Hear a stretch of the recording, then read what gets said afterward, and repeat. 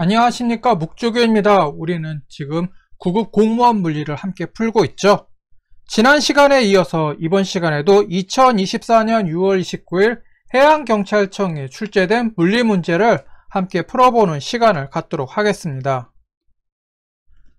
11번 문제 보도록 하겠습니다. 풍력발전소에서 40kW의 전력을 생산해서요 1kV의 전압으로 소비자에게 송전했더니 송전선에서 전력 손실이 2kW가 됐습니다.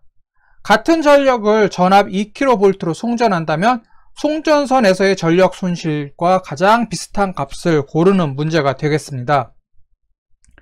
여기 보면은 전력이라는 말이 나오죠. 전력이 무슨 말일까요? 전력은 단위 시간 동안 공급되는 또는 사용한 전기 에너지를 전력이라고 얘기를 하고 있죠. 그래서 전력은요, 전기적 일률이라고도 얘기할 수가 있습니다. 이 전력을 또 식으로도 나타낼 수가 있는데, 식으로 나타낸다면 전력 P는 T분의 전기 에너지 E로 나타낼 수 있고, 이것은 다시 전압 곱하기 전류의 곱으로 고쳐 쓸 수가 있습니다. 전기를 송전하는 동안 손실되는 전력도 전력을 구하는 정의에서 우리는 구할 수가 있겠죠. 그래서 손실 전력은요, 전력은 V 곱하기 I, 이것을 약간 변형해서 손실된 전력은 I제곱 곱하기 R로 이제 이 식을 통해서 이제 구할 수가 있겠습니다. 전력은 V 곱하기 I, 즉 전압 곱하기 전류로 정의가 되니까 손실되는 전력은 이제 I제곱 곱하기 R을 살짝 변형하면은 V0분의 P0의 제곱 곱하기 I로 고쳐 쓸 수가 있겠죠. V0는 이제 송전되는 전압이겠고, 그 송전될 당시에 이제 전력이 V0가 되겠죠. 그래서 V0분의 P0는 뭐가 될까요? I0가 되겠죠. 전류. 근데 방금 전에 손실될 전력은 I제곱 곱하기 R이라고 했으니까 I 대신에 V0분의 P0로 이제 고쳐 써서 이제 필요한 값을 이제 대입해서 계산하면 되겠죠. 자, P0는 전기를 생산할 당시의 전력이고, V0는 전기를 생산할 때의 송전 전압이라고 얘기했죠. 송전할 때 전압을 1kV에서 2kV로 이제 2배 올리게 되면은 손실되는 전력 P'이 어떻게 되느냐 하면은요, 여기 나와 있듯이 쭉 계산하면은 4분의 1 곱하기 P0분의 V0 제곱 곱하기 R로 쓸 수가 있습니다. 그러면은 여기서 보면 알 수 있듯이 처음 손실 전력의 4분의 1배로 이제 손실 전력이 줄어들었다는 것을 확인할 수가 있겠죠.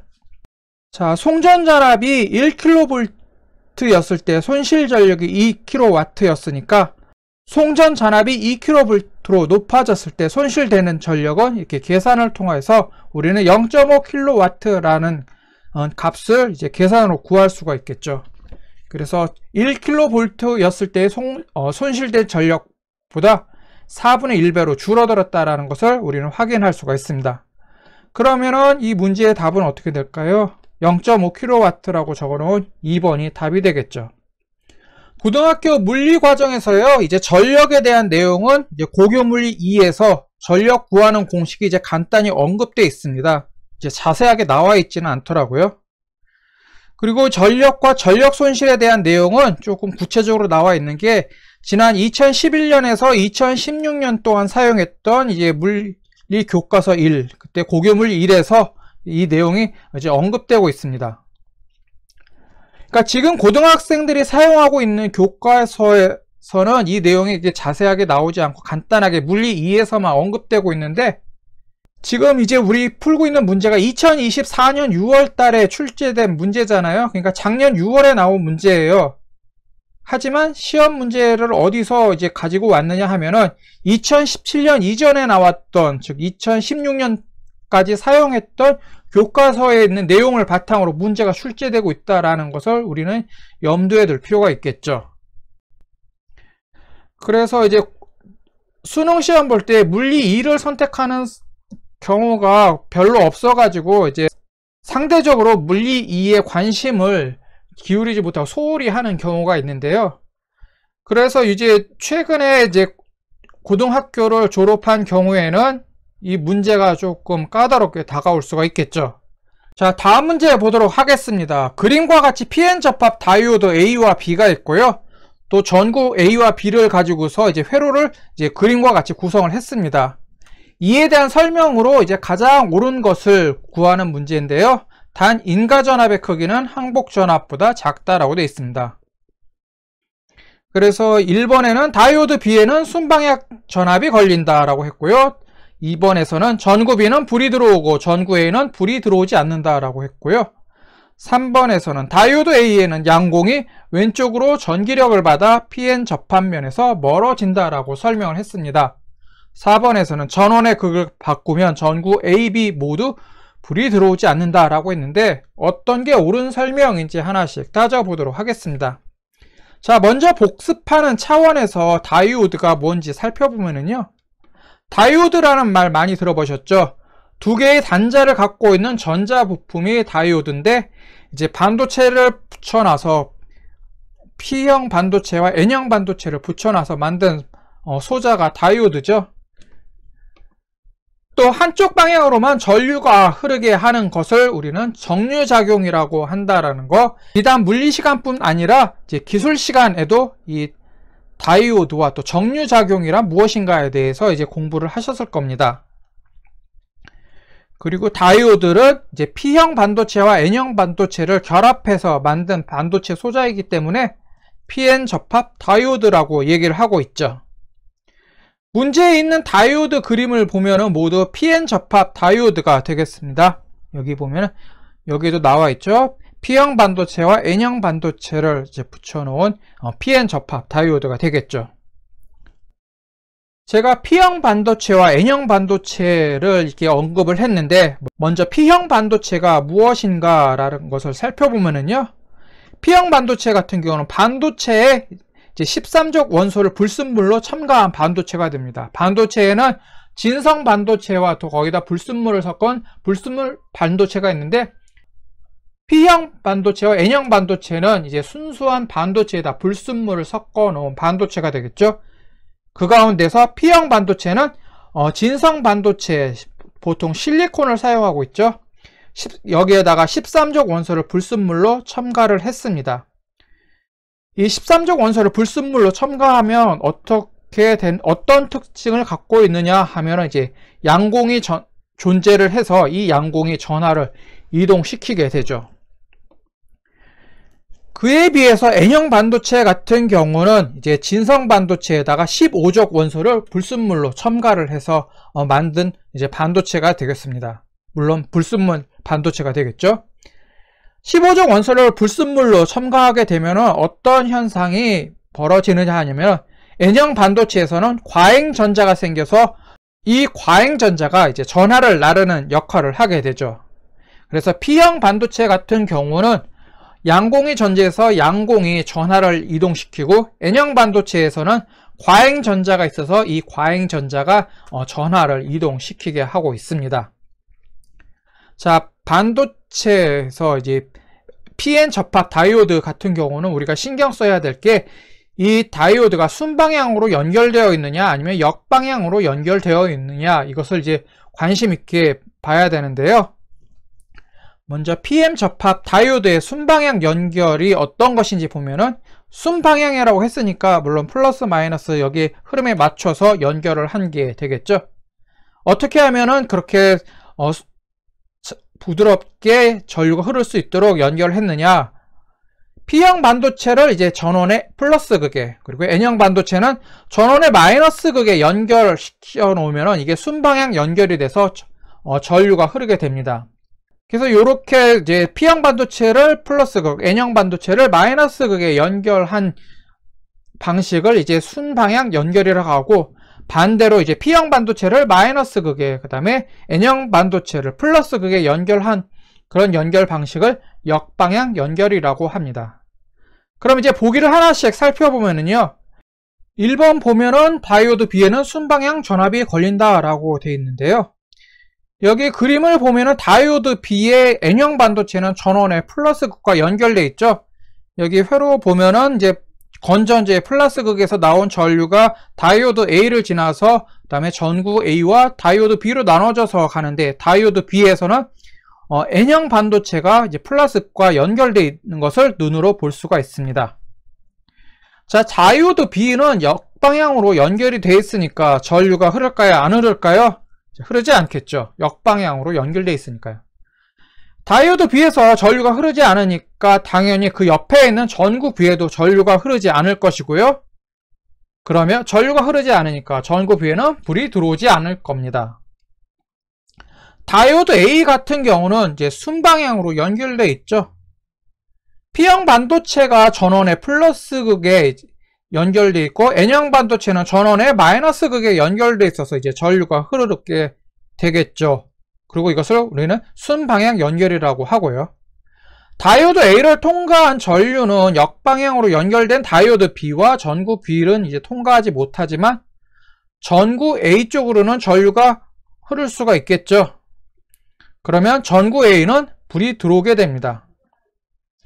다이오드 A는 순방향으로 연결되어 있어서 전류가 흐르면 P형 반도체의 양공이 이제 오른쪽으로 이동해서 PN 접합면으로 이제 이동하게 됩니다. 전원의 극성을 바꿔주게 되면은 다이오드 B 같은 경우는 이제 순방향으로 이제 연결이 되고 역방향에서 이제 순방향 연결로 바뀌게 되고 다이오드 A는 순방향에서 역방향 연결로 이제 연결 방향이 바뀌게 되죠. 전류는 전구 B와 다이오드 B를 지나서 이제 다이오드 A에 다다르게 되는데 다이오드 A는 역방향으로 연결되어 있으니까 전류가 흐르지 않게 됐죠. 그럼 전체적으로 이제 회로에는 전류가 흐르지 않게 됩니다. 그럼 1, 2, 3, 4번 중에서 이제 옳은 설명을 한 것은 무엇인지 따져보면은 4번이 되겠죠. 전원의 극을 바꾸면 전구 A, B 모두 불이 들어오지 않는다.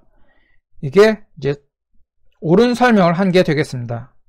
PN 접합 다이오드에서 순방향 연결과 역방향 연결에 대해서 묻는 문제가 저와 함께 문제를 풀어보신 분들은 알겠지만 2017년 9월달 고졸 지방직 물리문제 7번 문제로 이제 출제가 됐으니까요. 예, 참고하시면 되겠습니다.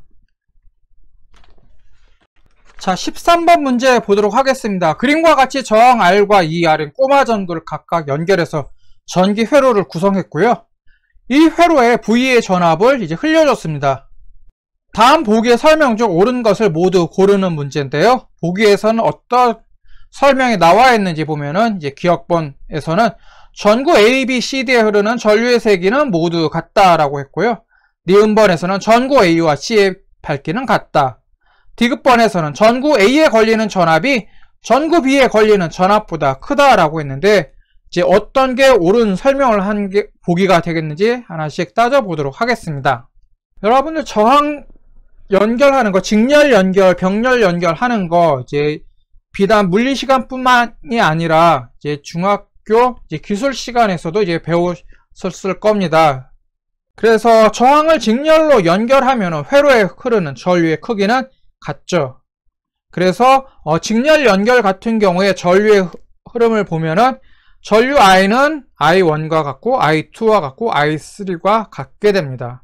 i4, i5, i6 있으면 다 같게 되겠죠. i1, i2, i3가 뭐냐면 이제 전류가 흘러서 첫 번째 저항을 만났을 때 흐르는 전류가 i1, 그 다음 저항에서 흐르는 전류를 i2, 또 그 다음 연결된 저항에서 흐르는 세 번째 저항에서 흐르는 전류의 크기를 i3라고 했을 때 전체 전류 i와 첫 번째 저항을 통과했을 때 i1, 두 번째 저항을 통과했을 때 i1, 그 다음에 R1, R2를 지나서 그 다음에 연결된 직렬로 연결된 R3에 흐르는 전류 I3가 모두 같다라는 소리가 되겠죠. 전압은 저항을 지날 때마다 이제 전압이 떨어지거든요. 전류 같은 경우는 이제 저항을 직렬로 연결된 저항을 통과할 때 이제 전류의 크기가 이제 떨어지지 않고 그대로 일정하게 유지되는데 전압 같은 경우는 저항을 지날 때마다 전압이 떨어집니다. 그래서 저항을 지날 때마다 걸리는 전압의 크기를 모두 더하게 되면은 이제 회로 전체의 이제 전압 크기가 되겠죠. 이걸 식으로 표현하면은 전체 전압 크기 V는 첫 번째 저항을 통과할 때의 전압 V1 플러스 두 번째 저항을 통과할 때의 전압 V2 플러스 세 번째 저항을 통과할 때의 전압 V3 쭉 더한 값이 되겠습니다. 그래서 V는 전체 전압 V는 V1 플러스 V2 플러스 V3라는 관계식이 성립을 하겠죠. 오음의 법칙 여러분들 기억하고 계실 겁니다. 오음의 법칙 식으로 간단하게 쓰이면 V는 IR에서 전압은 전류 곱하기 저항, 전류의 크기는 저항분의 전압이다라는 관계식이 바로 오음의 법칙이잖아요. 이 식을 생각하면은 이제 직렬로 연결된 회로에서의 전체 저항 값을 우리가 구할 수가 있겠죠. 자, V는 V1 플러스 V2 플러스 V3 쭉 나가는데 이 식에서 V는 IR이잖아요. 오음의 법칙에 의하면요. 그래서 전체 전압 크기 V는 전체 전류 I 곱하기 전체 저항 R이 되겠고요.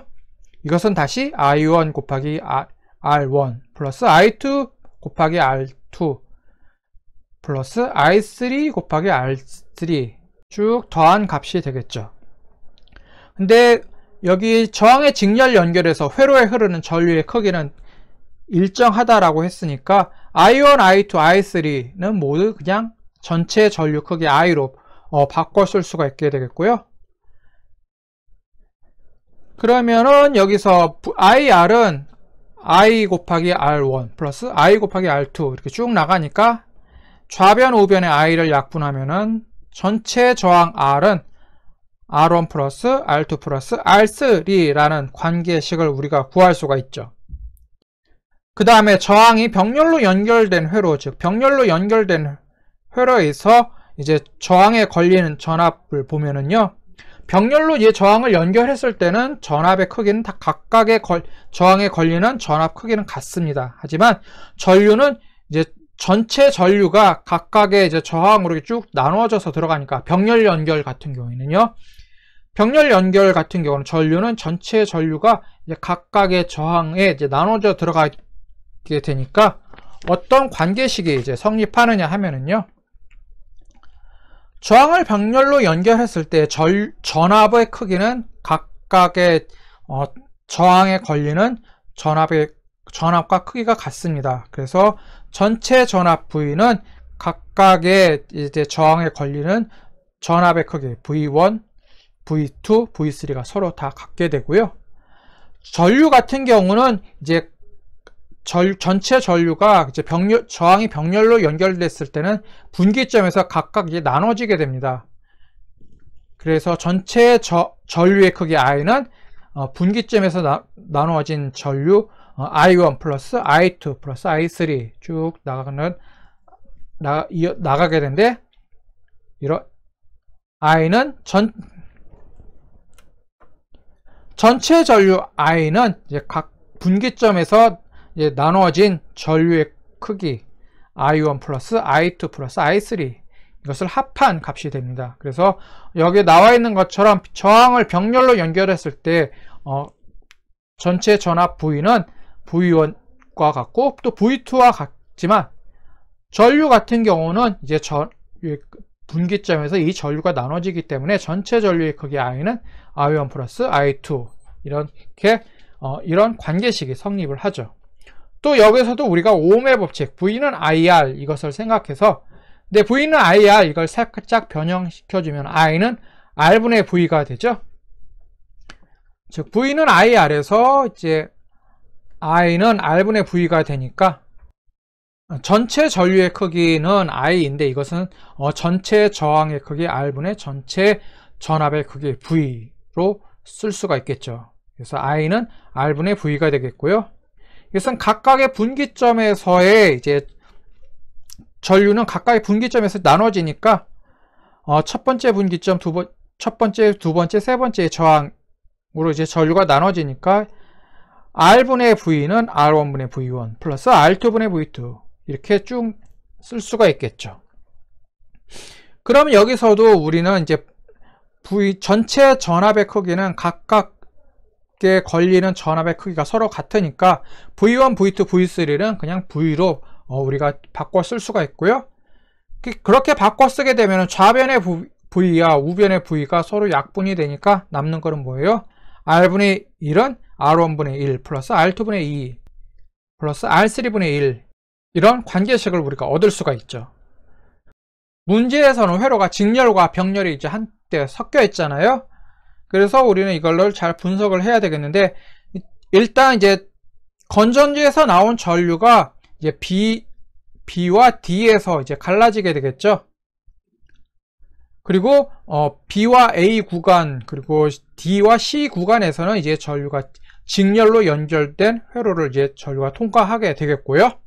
그럼 B와 A 구간에서의 저항의 크기와 D와 C 구간에서의 저항의 크기를 비교해 보면은 서로 같음을 알 수가 있죠. B와 A 구간에서는 이제 저항의 크기가 R인 전구를 통과하고 그 다음에 2R인 전구를 통과했고, D, C 구간에서는 먼저 2R인 저항의 크기가 2R인 전구를 통과하고 그 다음엔 저항의 크기가 R인 전구를 통과했으니까 전체적으로 봤을 때 저항의 크기는 서로 같죠.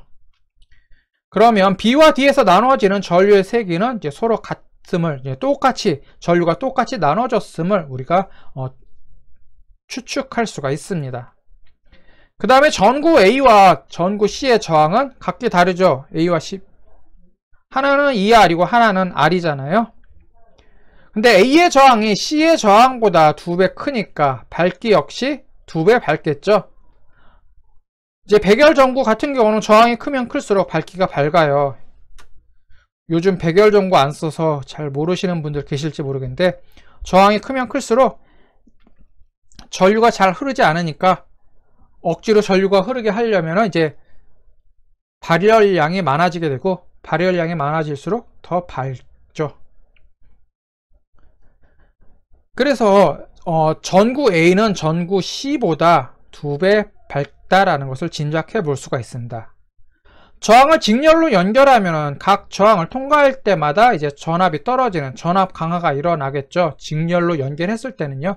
그래서 저항이 직렬로 연결했을 때 전체 전압 V는 V1 플러스 V2 플러스 V3, V4, V5 이렇게 쭉 이어진다라는 거 방금 얘기했잖아요. 그래서 B에 걸리는 전압 VB는 IR로 썼을 때 이제 전구 B에 걸리는 전압의 세기는 IR이 되겠고, 전구 A에 걸리는 전압의 크기는 어떻게 되느냐, 여기 나와 있죠. VA는 I 곱하기 이제 저항이 2R이니까 2R이 되겠고, 계산하면 2IR이 되겠는데, IR은 VB와 같으니까 VA는 2VB가 되겠습니다. 즉 전구 A에 걸리는 전압이 B에 걸리는 전압보다 크다라는 것을 확인할 수가 있죠. 그럼 보기에서 옳은 설명을 한 것을 보면은 기역과 디귿번이 되겠죠. 기역, 전구 A, B, C, D에 흐르는 전류의 세기는 모두 같다. 다음에 디귿번에 전구 A에 걸리는 전압이 전구 B에 걸리는 전압보다 크다. 여기 오타가 났는데요. 거리는 전구 A에 걸리는 전압이가 아니라 전구 A에 걸리는 전압이 이겁니다. 제가 오타가 났는데 죄송합니다. 그래서 기역과 디귿번이 옳은 설명을 한 게 되겠고, 기역과 디귿번을 고른 2번이 이제 답이 되겠죠. 저항을 직렬 또는 병렬로 연결했을 때 전압과 전류, 저항 간의 관계는 이건 역시 고교물 2에서 나옵니다. 고교물 1에서 안 나오고요. 2에서 나와요. 그리고 제가 앞에서 잠깐 이게 쭉 얘기를 했는데, 이게 얘기를 한 바탕이 뭐냐면은 저를 기준으로 한 거예요. 여러분들이 이제 듣기 싫어하는 라떼 얘기를 하면은요, 제가 이제 학교 다녔을 때, 지금 라떼는 요 내용 저항의 직렬 연결, 병렬 연결, 이때의 저항값 계산하는 거, 전류값 계산하는 거, 이거는 중학교 때 배웠습니다. 중학교 기술 시간에 배웠거든요. 근데 여러분들도 이제 중학교 때 배웠는지 어쨌는지 그건 잘 모르겠네요. 이게 교과 과정이 계속 바뀌어 가지고요. 확실한 거는 이제 고등학교 물리 과정에는 이 내용이 나왔고, 그래서 이렇게 문제로 출제가 됐다라는 사실이 되겠죠.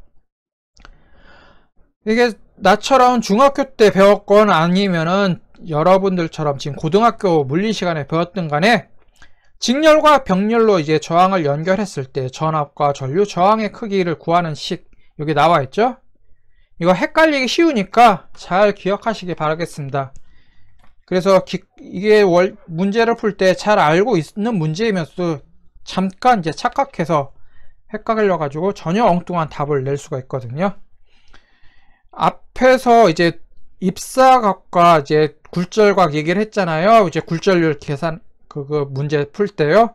거기서 이제 입사각과 굴절각 같은 경우도 각을 어디서부터 재느냐 하면은 이제 경계면의 수직인 법선에서부터 이제 각을 재는데, 이제 문제에서는 법선에서부터 각을 표시한 게 아니라 경계면에서부터 각을 이제 표시하는, 그렇게 살짝 문제를 이제 함정을 만들어 놓고 그렇게 문제를 내는 경우가 있거든요. 이거 앞에서 우리가 문제 풀어봐서 알잖아요. 이제 각도를 법선에서부터 수직한 면에서부터 잰다라는 거 알지만, 이제 시험 볼 때 긴장하거나 그래서 아니면 헷갈리거나 하면은 이제 함정을 파놓은 이제 경계면에서 재놓은 각, 이걸 보고서 이것 가지고서 계산을 해서 전혀 엉뚱한 답을 낼 수가 있으니까요. 그거와 마찬가지로 저항이 직렬로 연결됐을 때, 병렬로 연결됐을 때 이제 전압과 저항과 전류의 관계식 여기 나와 있잖아요. 이거 헷갈리지 않고 잘 숙지하시길 바라겠습니다. 숙지하라는 소리는 뭐냐? 이제 외우라는 소리가 되겠죠. 이해하면 좋겠는데, 이해하는 게 최고의 방법인데 잘 이해가 안 된다, 헷갈려서 잘 모르겠다 하면은 어떻게 해요? 외워야죠. 뭐 어쩌겠어요. 자, 14번 문제 보도록 하겠습니다. 질량이 1kg의 물체를 지면으로부터 이제 속력 10m/s의 속력으로 이제 연적 위로 바로 위로 이렇게 던져 올렸습니다. 이제 공기의 저항은 무시했고요. 그때 이제 그에 대한 설명이 기역, 니은, 디귿번 쭉 나와 있는데 옳은 것을 모두 고르는 문제가 되겠습니다. 먼저 보기의 내용 살펴보면요, 기역번에서는 던지는 순간 물체가 갖고 있는 역학적 에너지는 50J이다 라고 했고요. 니은번에서는 최고점에서 역학적 에너지는 50J이다 라고 했네요. 디귿번에서는 뭐라고 설명했냐면 임의 높이 h에서의 역학적 에너지는 50J이다 라고 했는데, 어떤 게 이제 옳은 설명인지 하나씩 따져보도록 하겠습니다. 자, 문제를 보면은 이제 보기에서 역학적 에너지라는 말이 이게 여러 번 나오고 있는데, 역학적 에너지가 무엇인지 여러분들 알고 계시죠? 이제 물리에서, 이건 물리 1이 되겠죠? 물리 1에서 이제 배웠으니까요.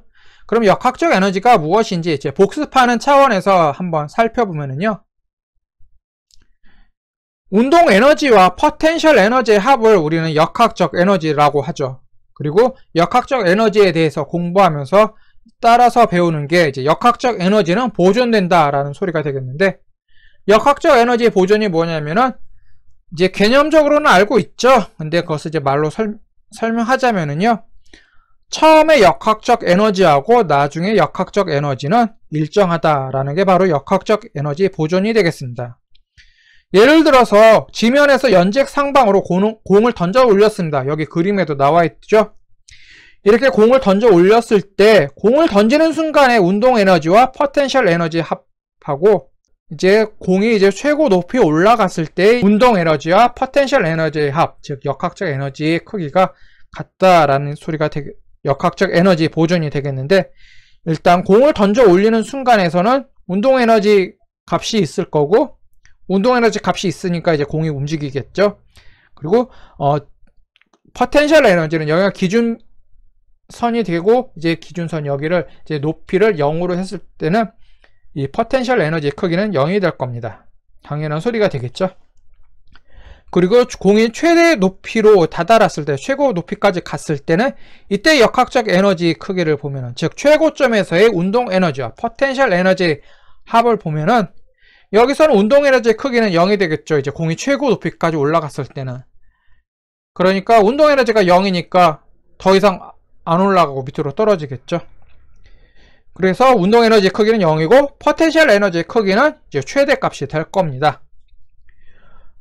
이제 공이 더 이상 안 올라가고 이제 떨어지기만 하니까 여기서는 포텐셜 에너지 값이 최대가 되겠죠.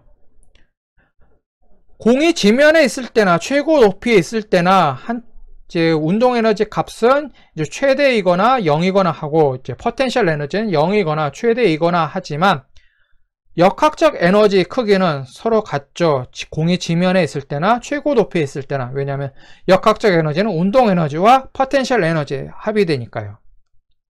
공이 중간 높이에 있을 때도 역학적 에너지는 보존이 되는데, 공이 중간쯤 있을 때 운동 에너지는 이제 최대 크기에서 한 절반 정도 줄었을 것이고, 포텐셜 에너지는 0에서 한 최대치의 한 중간 정도까지 올라갔을 거 아니에요? 그럼 운동 에너지 크기 절반, 포텐셜 에너지 크기 최대치의 절반 하니까 두 개 더하면 역학적 에너지 크기는 이제 공이 지면에 있을 때나 최고 높이에 있을 때나 똑같은 값을 갖게 되겠죠. 이 사실을 가지고서 이제 보기에 있는 내용을 하나씩 따져보면은, 기억번에서 이제 물체를 던지는 순간 역학적 에너지는 50줄이라고 했습니다. 그럼 여기서 운동 에너지 크기가 어떻게 되는지 계산을 해보면은요, 운동 에너지는 2분의 1 곱하기 질량 곱하기 속력의 제곱이잖아요. 그럼 거기에다가 각각의 값을 대입하면은, 질량이 1kg이고 속력은 10m/s니까 각각의 값을 대입하면은 50줄이라는 값을 얻습니다. 공을 이제 지면에서 휙 위로 싹 던지려는 순간이에요. 던지려는 순간이니까 운동 에너지 값은 최대가 되고 포텐셜 에너지 값은 0이 되겠죠. 자, 운동 에너지는 50줄이니까 포텐셜 에너지는 이제 0이 되고, 역학적 에너지는 두 개를 합한 값이 되니까 50줄이 될 겁니다. 자, 최고점에서의 역학적 에너지를 따져보면은, 지면에서의 역학적 에너지와 크기가 같으니까 방금 쭉 설명을 했잖아요. 역학적 에너지는 보존된다고요. 이 역학적 에너지는 보존되니까 최고점에서의 역학적 에너지 역시 50줄이 될 겁니다. 그 대신 운동 에너지의 크기는 0줄이 될 거고, 포텐셜 에너지의 크기는 50줄이 되겠죠. 또 임의 높이에서도 역학적 에너지는 일정하게 유지가 되니까 크기, 이 중간점에서의 역학적 에너지 크기 역시 50줄이 될 겁니다. 그럼 최저점이나, 즉 지면에 있을 때나 중간 높이에 있을 때나 최고점에 있을 때나 역학적 에너지는 항상 보존이 되는데, 그 크기는 50줄이니까 보기 내용을 보면은 기억, 니은, 디귿 다 옳은 설명을 하고 있겠죠. 그럼 기억, 니은, 디귿을 다 고른 4번이 답이 되겠습니다. 자, 이렇게 해서 2024년 6월 달에 시행된 해양경찰청 물리문제 11번부터 14번 문제까지 풀어봤습니다. 네, 수고하셨고요. 다음 시간에는 그 다음 문제를 함께 풀어보도록 하겠습니다. 네, 감사합니다. 다음 시간에 뵙도록 하겠습니다.